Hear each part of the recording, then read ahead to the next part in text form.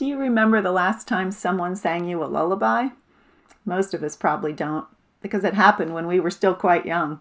Someone sang a quiet song, rocked us in a warm embrace. We drifted away to a peaceful sleep.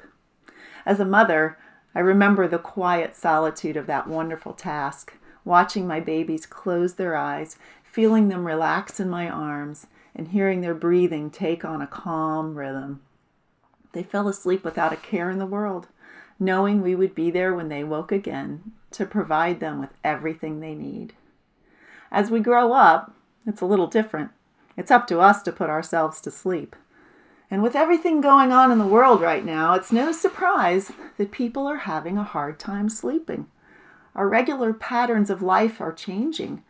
We're working more or working less or working differently. We have fears and self-doubts, and we're not able to silence our thoughts in the quiet of the night.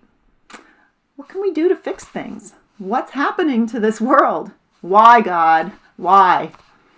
At the same time, though, there are great joys happening around us.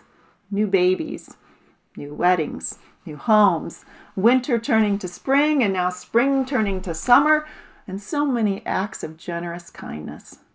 Human life is this way, a mixture of joy and sadness, great beauty and incomprehensible pain. And it's been this way since Adam and Eve. In Psalm 4, verse 8, David says, "In peace I will both lie down and sleep. For you alone, O Lord, make me dwell in safety." He wrote this psalm in response to his son Absalom's rebellion against him. He refers to God as, "O God of my righteousness," and he asks God to hear his prayer, knowing that God hears every prayer and God does the right thing every time. David writes with assurance that God will take care of him. He rejoices in the one who blessed him rather than the blessings themselves. For David, the reward is the Lord himself. For all his stormy troubles, David continually puts his trust in the Lord. He even writes music about it, at least 73 psalms. Music allows us to reach into our souls and express feelings and emotions in ways that words alone could never do.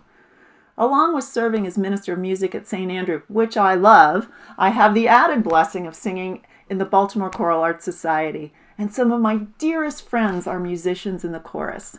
We joke that during certain times of the season, we spend more time with each other than we do with our own families. But right now, when we really need to be together and to be able to sing, we can't. Our season, which should be ending just about now, finished 3 months ago. We recently created a virtual choir video of a very special piece of music, each of us recording in the isolation of our own homes. And every time I watch the video, I get all the feels, as the kids say.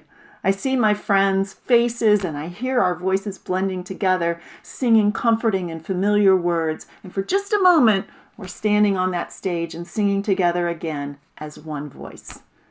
The music and the message will continue in some way. I have no doubt of that. But for now, Grace Before Sleep is based on a poem by Sarah Teasdale and set to original music by 21st century composer Susan LaBarr.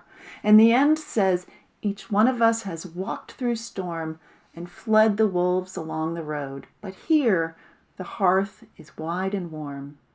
And for this shelter and this light, accept, O Lord, our thanks tonight." We seem to be walking through some storms and fleeing some wolves lately. So what can we do? Well, we can pray for ourselves, for others in our community, our nation, and our world. We can show love to others. We can help and give in whatever ways we are able. And we can follow the wisdom of 1 Peter 5, verse 7, which says, "Cast all your anxiety on him, because he cares for you."